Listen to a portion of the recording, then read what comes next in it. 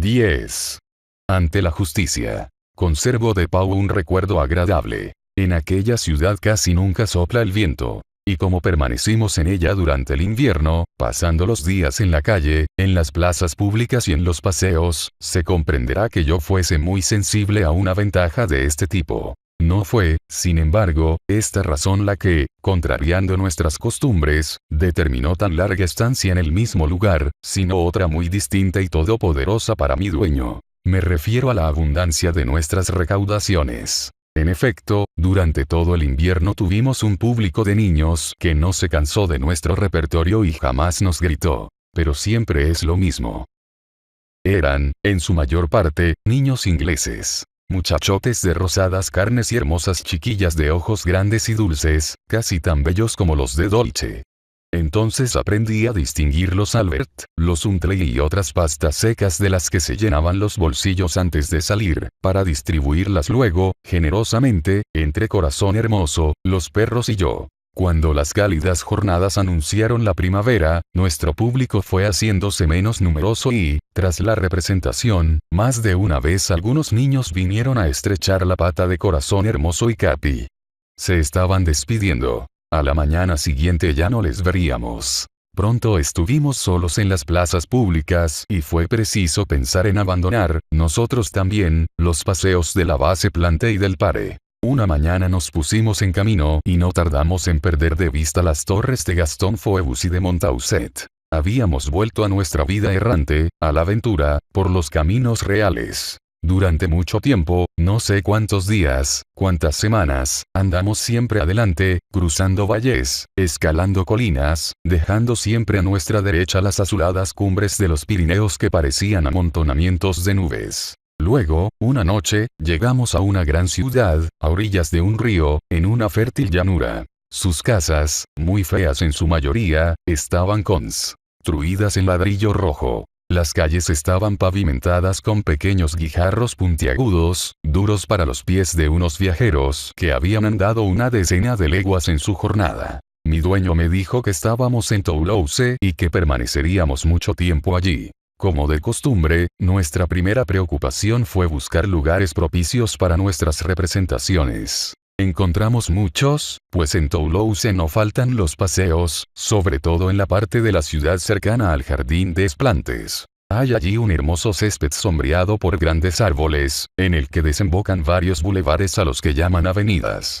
Nos instalamos en una de aquellas avenidas, y tuvimos mucho público desde nuestras primeras representaciones. Por desgracia, el agente de policía que custodiaba la avenida, vio con malos ojos nuestra instalación y, bien porque no le gustaran los perros, bien porque fuéramos una molestia para su servicio o bien por otra razón cualquiera, quiso que abandonáramos el lugar. Tal vez, en nuestra situación, hubiera sido prudente aceptar aquella molestia, pues la lucha entre pobres saltimbanquis como nosotros y agentes de policía no está igualada, pero mi dueño no lo creyó así. Pese a ser solo un domador de perros sabios, pobre y viejo, al menos por aquel entonces y en apariencia, tenía orgullo. Tenía además lo que llamaba el sentimiento de sus derechos, es decir, como él mismo me explicó, la convicción de que estaría protegido en tanto no hiciera nada contrario a las leyes o reglamentos de policía. Se negó, pues, a obedecer a la gente cuando éste quiso expulsarnos de nuestra avenida. Cuando mi dueño no quería dejarse llevar por la cólera o cuando sentía deseos de burlarse de la gente, lo que ocurría a menudo, tenía la costumbre de exagerar su cortesía italiana. Entonces, al escuchar su modo de expresarse, podía creerse que se dirigía a personajes de consideración.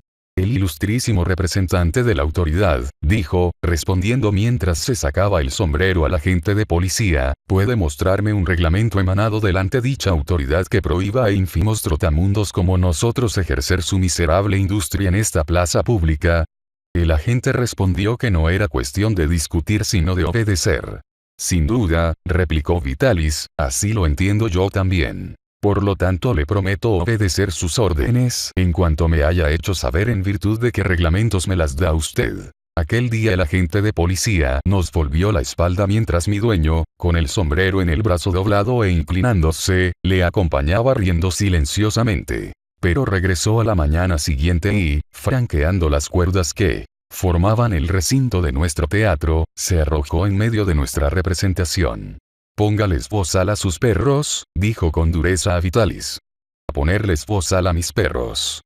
Existe un reglamento de policía. Usted debiera conocerlo. Estábamos representando El enfermo purgado y, puesto que era la primera representación de esta comedia en Toulouse, nuestro público prestaba mucha atención. La intervención de la gente provocó murmullos y protestas. No importa. Deje que termine la representación. Pero, con un gesto, Vitalis reclamó y obtuvo silencio. Entonces, sacándose el sombrero cuyas plumas barrieron la arena, tan humilde fue su saludo, se acercó a la gente haciendo 3 profundas reverencias. El ilustrísimo representante de la autoridad ha dicho que yo debería ponerles bozal a mis perros. Preguntó. Sí, póngaselo inmediatamente. A ponerles bozal a Capi, Servino y Dolce. Gritó Vitalis dirigiéndose más al público que a la gente, pero su señoría no puede hablar en serio.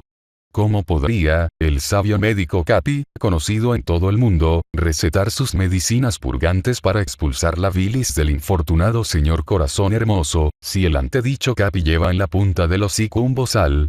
Si al menos fuera otro instrumento más adecuado a su profesión de médico y que no se pusiera en la nariz de la gente. Una gran carcajada subrayó estas palabras y se oyeron las voces cristalinas de los niños mezclándose a las guturales de sus padres. Vitalis, animado por aquellos aplausos, continuó. ¿Y cómo podría la encantadora Dolce, nuestra enfermera, utilizar su elocuencia y sus encantos para decidir a nuestro enfermo a dejar que le barrieran y limpiaran las entrañas si, en la punta de la nariz, lleva lo que quiere imponerle el ilustre representante de la autoridad? Solicito al respetable público y le ruego respetuosamente que se pronuncie. El respetable público, llamado así a pronunciarse, no respondió directamente, pero las risas hablaron por él. Aprobaban a Vitalis, se burlaban de la gente y, sobre todo, se divertían con las muecas de Corazón Hermoso que, colocado tras el ilustrísimo representante de la autoridad, hacía muecas a su espalda, cruzando como él los brazos, colocando el puño en su cadera y echando la cabeza atrás con gestos y contorsiones divertidísimas. Enojado por el discurso de Vitalis, exasperado por las risas del público, el agente de policía, que no tenía aspecto de hombre paciente, giró bruscamente sobre sus talones. Entonces descubrió al mono que se mantenía con el puño en la cadera, en la actitud de un mata-siete. Durante algunos segundos el hombre y la bestia permanecieron uno frente a otra, mirándose como si se tratara de averiguar quién de los dos bajaría antes los ojos. Irresistibles, ruidosas, estallaron las carcajadas que pusieron fin a esta escena. Si sus perros no llevan mañana bozal, gritó el agente amenazándonos con el puño, les procesaré. Solo les digo eso. Hasta mañana, señor, dijo Vitalis, hasta mañana. Y, mientras el agente se alejaba a grandes pasos, Vitalis permaneció inclinado en actitud respetuosa. Luego la representación prosiguió. Creí que mi dueño iba a comprar bozales para nuestros perros. Pero no lo hizo y la tarde transcurrió sin que ni siquiera hablara de su disputa con el agente de policía. Entonces me atreví a hablar de ello. Si no quiere usted que Capi rompa mañana su bozal durante la representación, le dije, me parece que convendría ponérselo con un poco de anticipación. Si lo vigilamos tal vez logremos que se acostumbre. ¿Acaso crees que voy a ponerles esa carcasa? Caramba, me parece que la gente está dispuesto a crearle problemas. Eres solo un campesino, y como todos los campesinos pierdes la cabeza con los policías y gendarmes. Pero tranquilízate, yo me las compondré mañana para que la gente no pueda procesarme y, también, para que mis alumnos no sean demasiado desgraciados. Por otro lado, me las compondré también para que nuestro público se divierta un poco. Es necesario que este agente nos procure más de una buena colecta y desempeñe un papel cómico en la obra que le preparo, eso dará variedad a nuestro repertorio y nos hará reír un poco.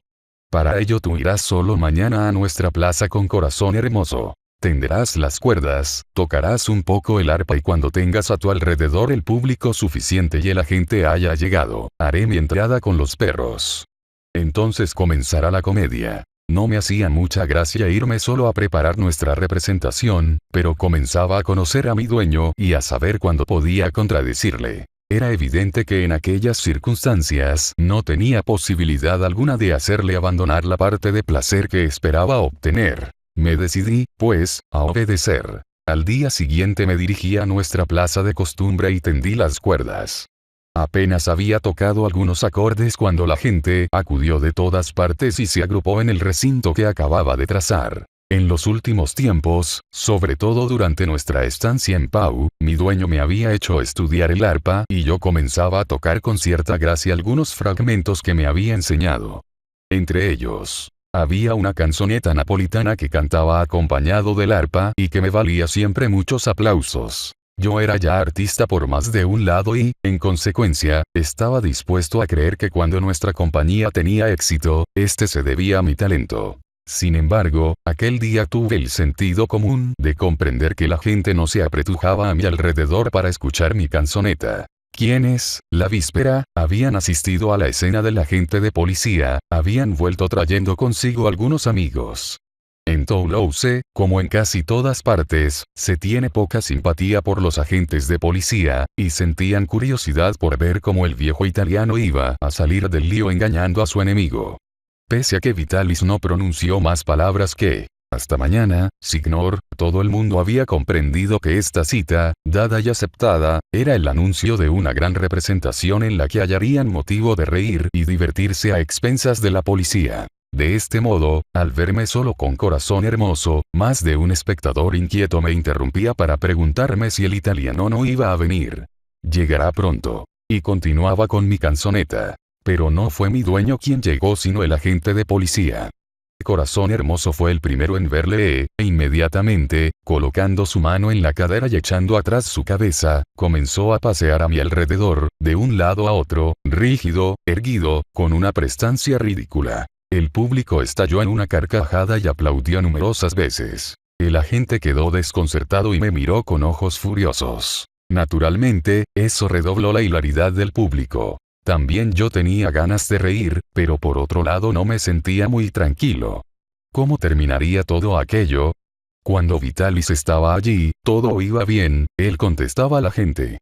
Pero yo estaba solo y, lo confieso, no sabía qué responder si el agente me interpelaba. La cara de la gente no estaba hecha para inspirar confianza. Estaba verdaderamente furioso, exasperado por la cólera. Iba de un lado a otro, frente a mis cuerdas, y cuando pasaba cerca de mí me miraba por encima del hombro de un modo que me hacía temer que aquello terminara mal. Corazón Hermoso, que no comprendía la gravedad de la situación, se divertía con la actitud de la gente.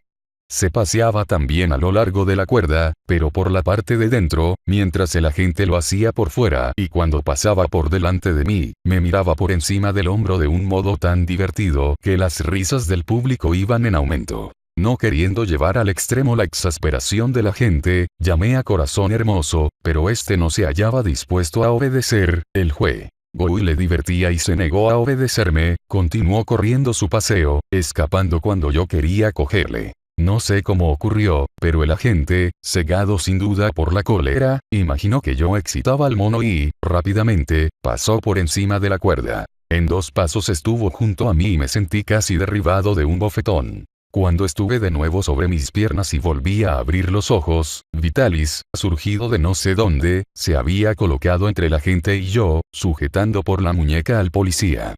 «Le prohíbo que pegue a este niño», dijo. «Lo que usted ha hecho es una cobardía». El agente quiso liberar su mano, pero Vitalis apretó más fuerte. Y, durante unos segundos, los 2 hombres se miraron frente a frente, fijamente a los ojos. El agente estaba enloquecido por la cólera. Mi dueño aparecía magnífico de nobleza. Mantenía erguida su hermosa cabeza rodeada de blancos cabellos y su rostro expresaba indignación y autoridad.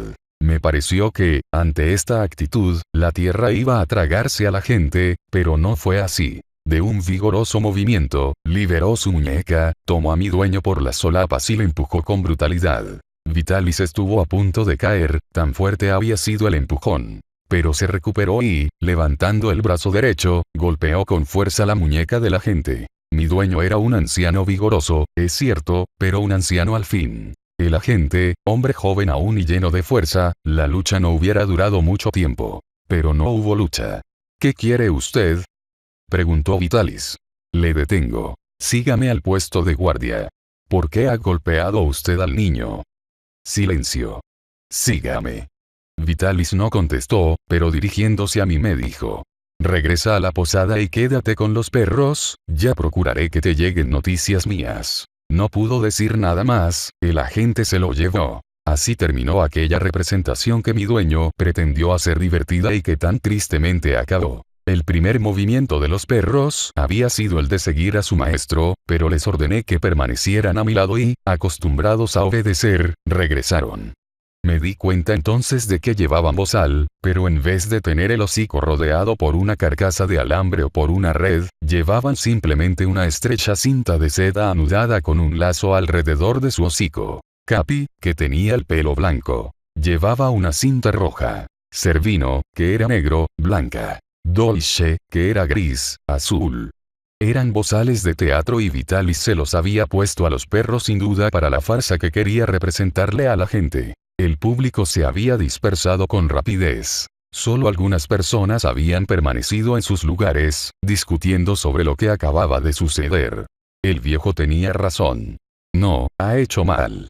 ¿Por qué ha pegado el agente al niño que no le había hecho nada? Mal asunto. El viejo no se librará de la cárcel si el agente le acusa de resistencia. Regresé a la posada muy afligido e inquieto. Hacía tiempo que Vitalis no me inspiraba ya miedo. A decir verdad solo me lo había inspirado unas pocas horas. Rápidamente había sentido por él un sincero afecto y este afecto había ido creciendo día tras día. Vivíamos la misma vida, siempre juntos, de la mañana a la noche, y a menudo de la noche a la mañana cuando, para dormir, compartíamos el mismo haz de paja. Ningún padre tiene con su hijo más atenciones de las que él tenía conmigo. Me había enseñado a leer, a escribir, a contar. En nuestras largas caminatas siempre había destinado algún tiempo a darme lecciones sobre una cosa u otra, según las circunstancias o el azar que le sugerían esas lecciones. En los días de mucho frío había compartido conmigo sus mantas. Cuando hacía mucho calor me había siempre ayudado a llevar parte de los bultos y objetos que yo cargaba. En la mesa o, más precisamente, durante las comidas, pues no comíamos muy a menudo en una mesa, y jamás me daba los peores pedazos reservándose los mejores. Al contrario, compartíamos a partes iguales los buenos y los malos. Algunas veces, es cierto, me tiraba de las orejas y me soltaba un sopapo con una mano algo más ruda de lo que hubiera sido una mano paterna. Pero esos pequeños castigos no podían hacerme olvidar sus atenciones, sus buenas palabras y las pruebas de ternura que me había prodigado desde que estábamos juntos. Me quería y le quería. Aquella separación me afectó, pues, dolorosamente. ¿Cuándo volveríamos a vernos? Habían hablado de cárcel. ¿Cuánto tiempo podía durar su encarcelamiento? ¿Qué iba a hacer durante este tiempo? ¿Cómo vivir? ¿De qué vivir? Mi dueño tenía la costumbre de llevar su fortuna consigo y, cuando el agente de policía le arrastró, no tuvo tiempo de darme dinero. Solo tenía unos centavos en el bolsillo, bastarían para alimentarnos a todos, a Corazón Hermoso, los perros y a mí.